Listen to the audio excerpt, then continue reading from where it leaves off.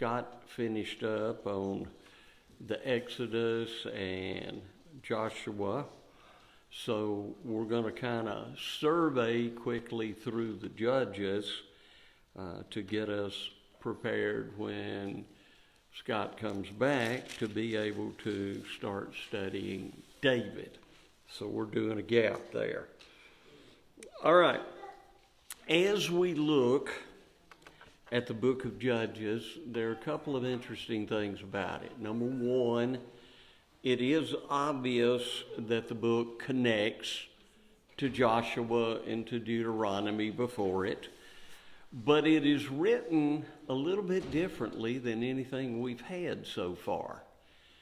And the reason for that is that we have a prologue and an epilogue in the book of Judges, which is kind of unusual for Old Testament books, but we have one. Now, the misunderstanding a lot of people have regarding the conquest of Canaan is they get the idea that with Joshua, all the territory was conquered. Go back and reread the end of Joshua. Read the first chapter of the book of Judges, and you find out very clearly from those two places that no, they had carved themselves out a territory, but they had not conquered everything. There was still work to be done. And so the prologue of the book of Judges begins by telling us all the tribes that failed to do what they were supposed to do, to finish driving the people out. So we can kind of draw a conclusion that toward the end of Joshua's life, everybody got contented and complacent and didn't finish the task God had given them. In fact, it will not be finished until David. That's how long it's going to take them. So, they don't get the job done. And because they don't get the job done, we have a couple of interesting statements in chapter 2. Verse 3, "Therefore I also said, I will not drive them out before you, but they will be thorns in your side, and their gods will be a snare to you." And that is exactly what we're going to see in the book of Judges. They didn't do what they were supposed to do, so God is no longer going to help them. And of course, realize how important God's help was in the conquest of the land of Canaan. All right, so I'm not going to help you anymore. You're on your own. And being on their own is not good. Dropping down to verse 10, we have another key statement. "When all that generation had been gathered to their fathers," Joshua's generation, the faithful generation, "another generation arose after them who did not know the Lord nor the work which he had done for Israel." They carved out a place in the land, but they failed in a fundamental importance of being followers of God, training the next generation to come. They didn't do it. Now, let's bring that down to right now today. If we in the church don't train the generation to come, they may be drifting along with every kind of false teaching that comes flying on the horizon, just like the children of Israel did. So it's very important that we have parents and grandparents like Timothy had, that taught him the Word of God from the time he was a child up. And it's important And if you want to use the word indoctrinate, use the word indoctrinate. But we need to pound and pound and pound the scriptures into the heads of the generation who are going to come after us to make sure that they too are faithful to the Lord as our generation is. Okay, so what happens? What happens when we don't know the Lord? Now, in their case, obviously, they weren't telling the stories of Moses, the Exodus, the care in the wilderness, the miraculous conquest of the land. They're not telling their children that. And so because they are willfully or blissfully ignorant of what has gone on, verse 11 goes on. Then the children of Israel did evil in the sight of the Lord and served the Baals. Well, it's just exactly what God said would happen. If you're not faithful to me, these people will be a snare to you, and they'll lead you into idolatry. And it's a sad but proven principle that it's easier for false teachers to pull true teachers down than it is for true teachers to pull false teachers up. And so undoubtedly that happened. Okay, most of the rest of the Judges then is a cycle. We rebel against God. God raises a Shaphat. And if you don't know what a Shaphat is, it has several meanings. It can mean lawgiver, judge, like we think of the word judge. It can be a magistrate, or it can be a military leader. And in the case of the majority of the judges, at least that's where they're going to start off.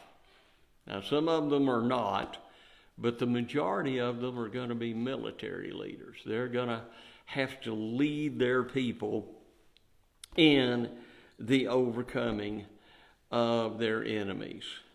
And so there's this cycle of we'll rebel, we'll cry out to God, He'll hear us, He'll send a judge, the judge will deliver us for a time, we'll be faithful for a while, and then somewhere else.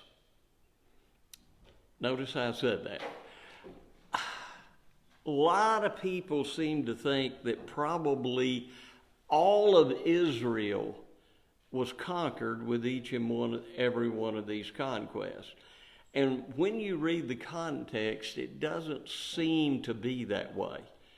A tribe, a couple of tribes, something like this. So it's kind of bouncing all over the country. Now, I think if you go through Judges, you will find out at one point in time, every tribe got into trouble. And every tribe suffered for this.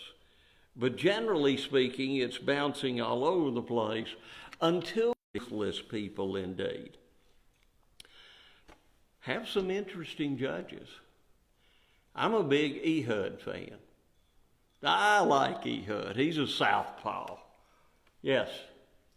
You're applying this directly to Israel, but don't we see the same scenario play out throughout the history of the world? Oh, yes. When men take control of themselves, they stumble and fall, and then they're conquered, and then they renew themselves. I mean, that story, I know it runs through Europe, it's run through America now, it's run through the rest of the world from time to time, but the same scenario plays out around the world. Yep.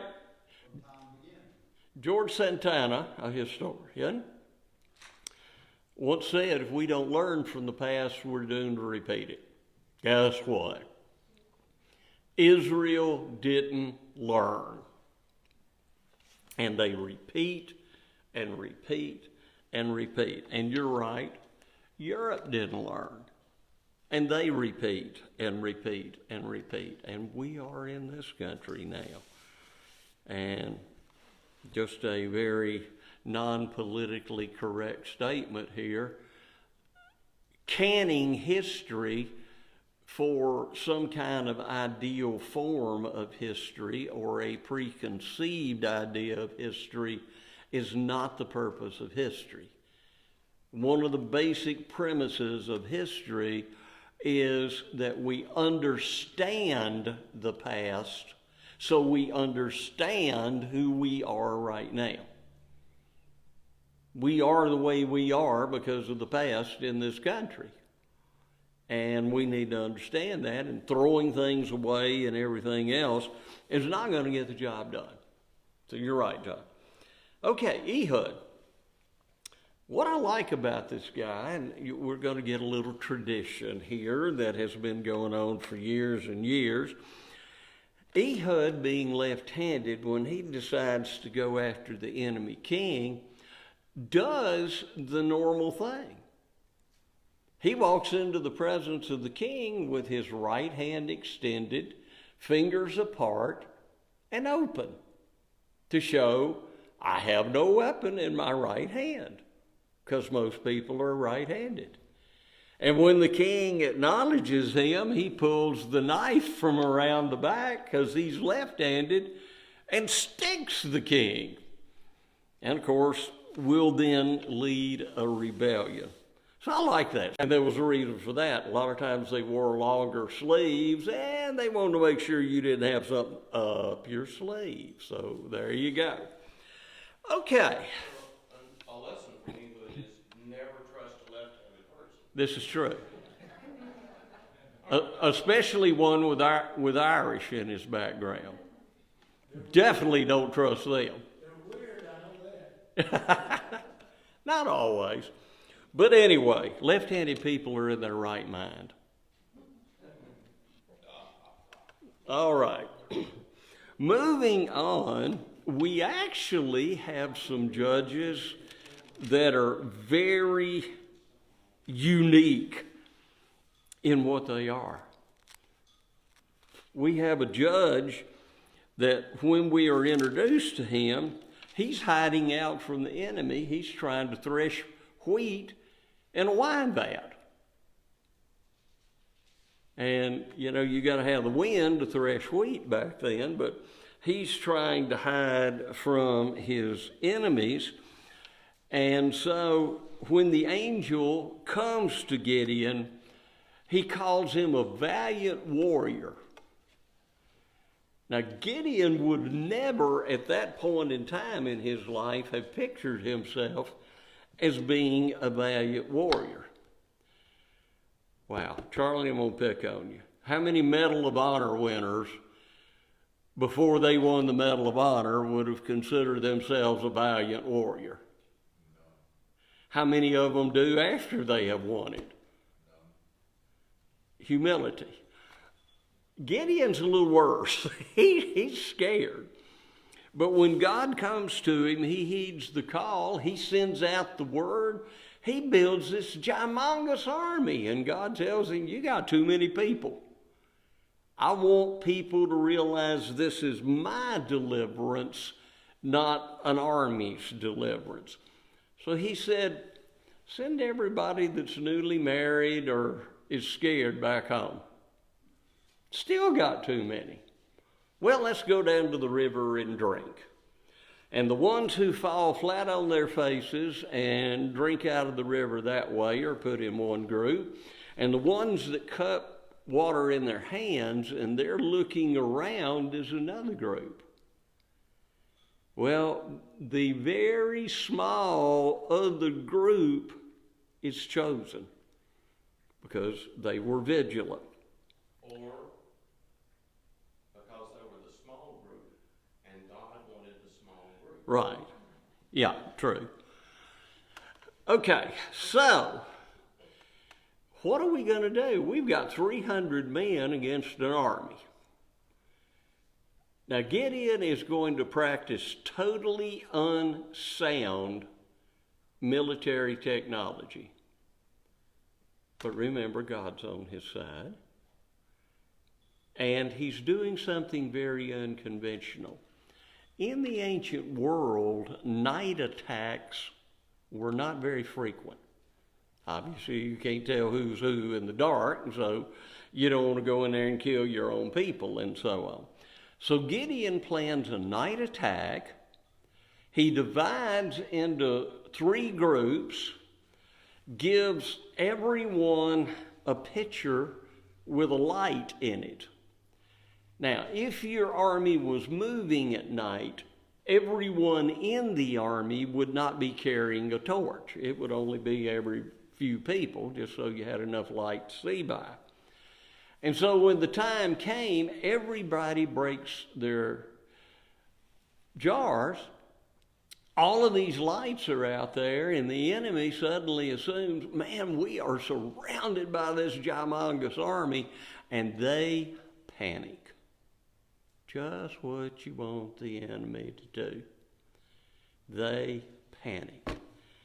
And so Gideon has great victory. And then they want to make Gideon a king. Nope. Don't want that job. Don't give it to me. And so you're going to have some judges fighting back and forth. And then we come up to one of the most interesting, Jephthah. Jephthah's going to lead his people. He is the least esteemed in his family. I find it interesting that sometimes God doesn't take the premier shining stars to be his servants and people who can do his will. And so Jephthah comes along and he makes a very rash statement. God, if you'll give me the victory, whatever comes out of my house, first I will sacrifice to you. First thing out of the door is his only daughter. Now, there are obviously 2 views that people take. I will give both of those, and then I will give my rationale.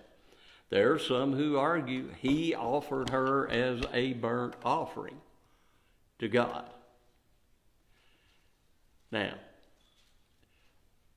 who offered human sacrifices in that day and time by burnt offering? The Canaanites. I mean, that was a pagan thing to do. Also, is a human listed in the book of Leviticus as being acceptable, a clean animal to be used for sacrifice? No. If you had an unclean animal, let's say a dog had come out first, would he have sacrificed Rover on the altar? No, because Rover wasn't a clean animal. He would have had to redeem Rover with another sacrifice. So the other view is that his daughter technically died because she could not have children. She could not marry. And in that day and time, women not having children was considered the ultimate God doesn't like me position. And so those are the 2 general views of the Jephthah thing. I will say this, there is validity on either side. The lesson I will give us is don't make rash vows. Because that was not necessarily a sacrifice, because that would have been a vow, the keeping of a vow. Yeah. Keeping of a vow, yeah. So, don't... And he is mentioned in Hebrews. Yes, he is. Hall of faith. So, again, would he be there if he burned his daughter up like a pagan? So there we go. But, again... Abraham, right? Huh? Very similar to Abraham. It was, except Abraham stopped by the Lord himself. Okay, so we kind of rock along, and then we come to the big bad enemy. And I need to give you a little historical background on the big bad enemy. Scripturally, they are known as Philistines. The Philistines were a branch of a much larger group of people that are called the Sea People. There was a major migration, interestingly, out of Ionia, Crete, toward the end of the 13th century. Now, if you don't know the story of Crete, about 1450, Thera, the volcano, decides to erupt, blows about a third to half of that island away. It's now known as Santorini. If you go there, you can go to the Atlantis Hotel and stay. But it blew that away, but it also destroyed the economy on Crete. Now, John, you may have to address this, one of the two Johns, but there are types of volcanic ash that come down that are actually almost, shall I say, crystallized, hard, and they land on plants. So what happens when an animal eats this sharp residue off a plant? Rips their insides. And so animals started dying. People are losing their animals. They didn't know about stuff like this, so I'm sure people were eating it. And the Cretan civilization, which was probably the most advanced civilization on earth at that time, collapses.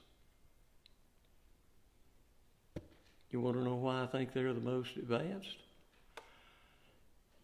About 15 years ago, off the coast of Turkey, a Ionian Cretan ship was found. It had been swamped, and it sunk. Its cargo was 99.5% pure tin. Tin is used, of course, to make bronze. There is one place on earth that there is 99.5% pure tin. At the head of the Mississippi River in Michigan. And it is believed that Cretans were literally sailing across the Atlantic into the Gulf, up the Mississippi River, getting this tin and going back. And in Santorini, one of the houses that has been discovered has a fresco in it. And it shows a bunch of Ionian Cretan ships. Some of them are pretty small and would be Mediterranean vessels, but 3 out of the 12 are very large. In fact, estimating, they say it was probably bigger than Columbus's ships. Now, I don't know about you, but I would not have come across the Atlantic Ocean on a 45-foot boat. I'm sorry. I'm just not going to do that. But anyway, Columbus did. Pardon? That's what I say. 45 feet was the biggest one. So the Ionian Cretes were coming, but their civilization collapses. Well, when it collapses, they basically migrate eastward, some on land, some on the sea.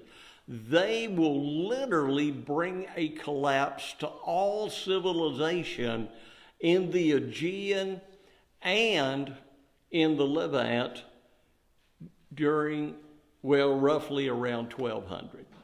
Everything just goes collapse. We have a dark ages.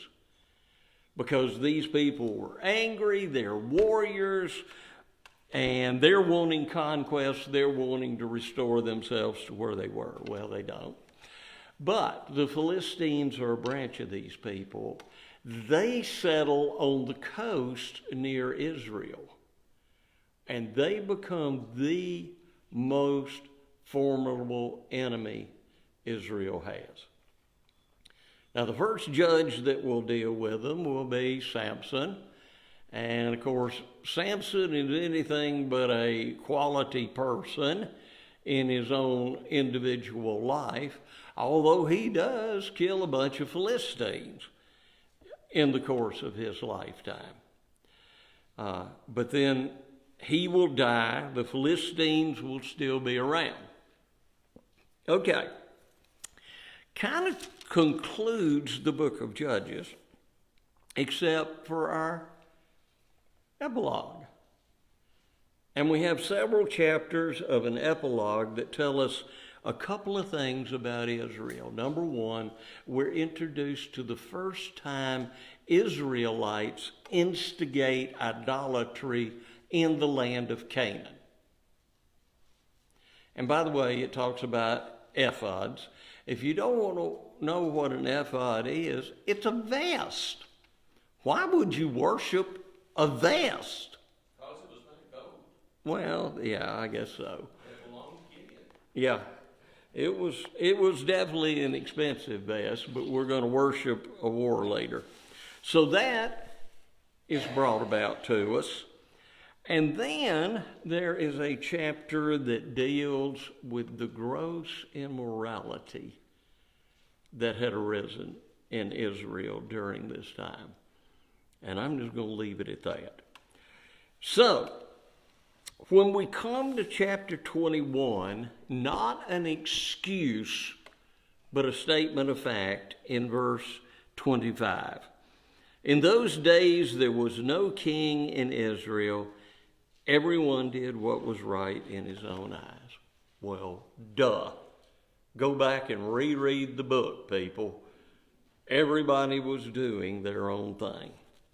So, we jump to Samuel.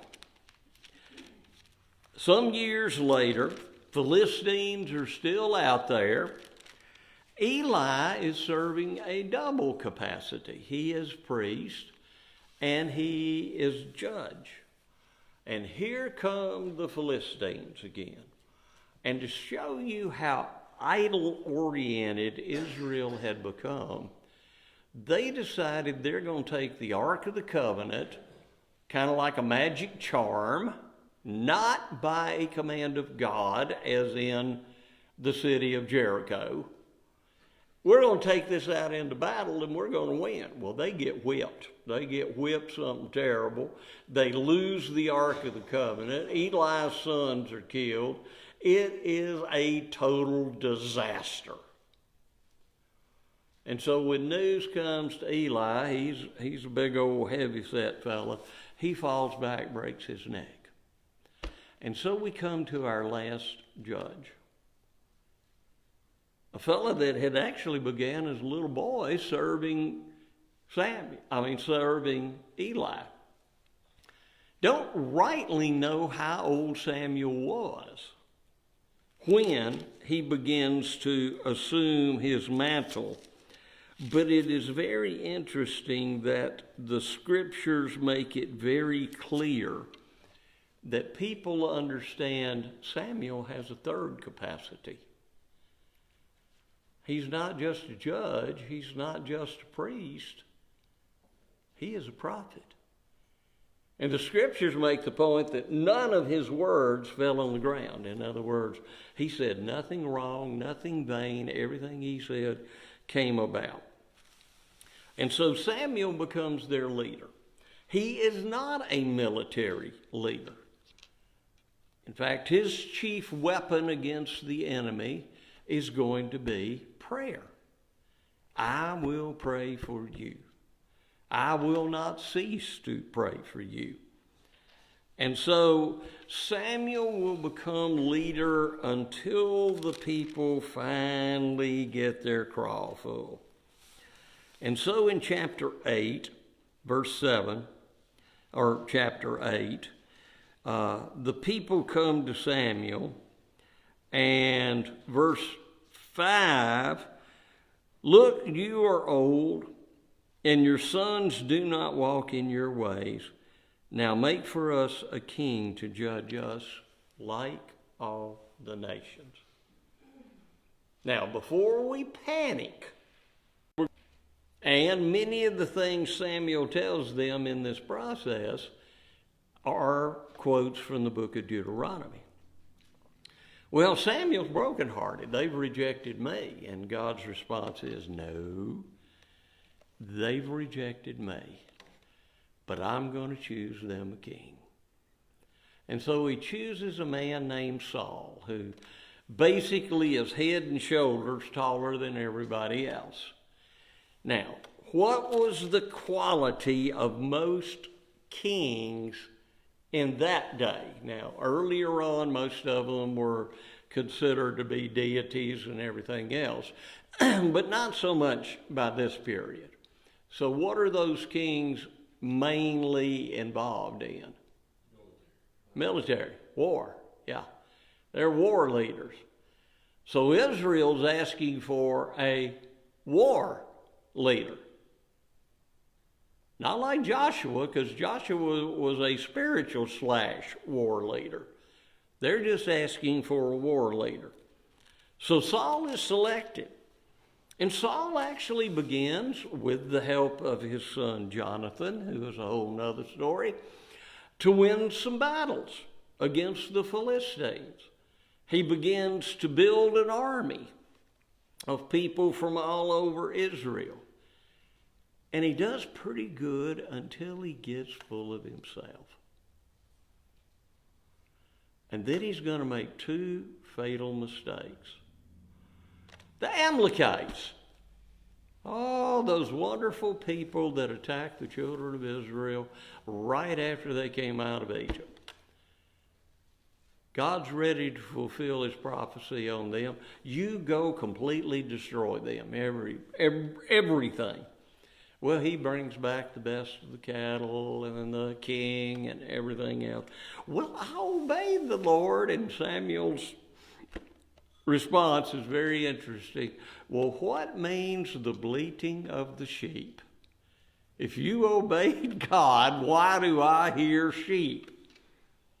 God wanted the Amalekites to be a sacrifice as Jericho had been. But they didn't. The next time, Samuel says, I'll come and offer a sacrifice for you before you go into battle, and Saul offers the sacrifice. And then Samuel shows up, and because Saul has disobeyed the word of the Lord and rejected the Lord, he is rejected as king. And the Bible tells us something. God sent him a disturbing spirit after he took his Holy Spirit from him. That makes a lot of people uncomfortable that God did that, but Saul basically goes nuts. John? If cold is the absence of heat, scientifically it is, then evil is the absence of good. And so when God took the Holy Spirit, the good, away from Saul, evil rushed into the fill vacuum. Yes, it did. Nature abhors a vacuum, doesn't it? It's going to fill up with something.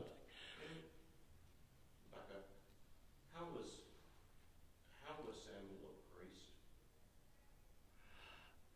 I am not sure. But with the death of Eli and the death of his sons, we do not have anyone in the priestly line able to serve as high priest. So Samuel kind of fills the void there. He's not from the right tribe. No, he is definitely not from the right tribe. I look at Samuel very much as a type of Jesus. Samuel was, prophet, priest, judge. Jesus is prophet, priest, king. And both were from the wrong tribe. But both were accepted by God. Now, Saul will get a young man working with him that Scott is going to talk to you about to a great extent in the next few weeks. Although for probably a couple of years, Saul, in his insanity, will do nothing but try to hunt this young man down and kill him. And he was probably one of the most loyal people in his army. Okay, maybe that'll kind of give you a bridge between the book of Joshua and entering into a study of David and his life. Anybody got anything else? All right. Thanks for your participation.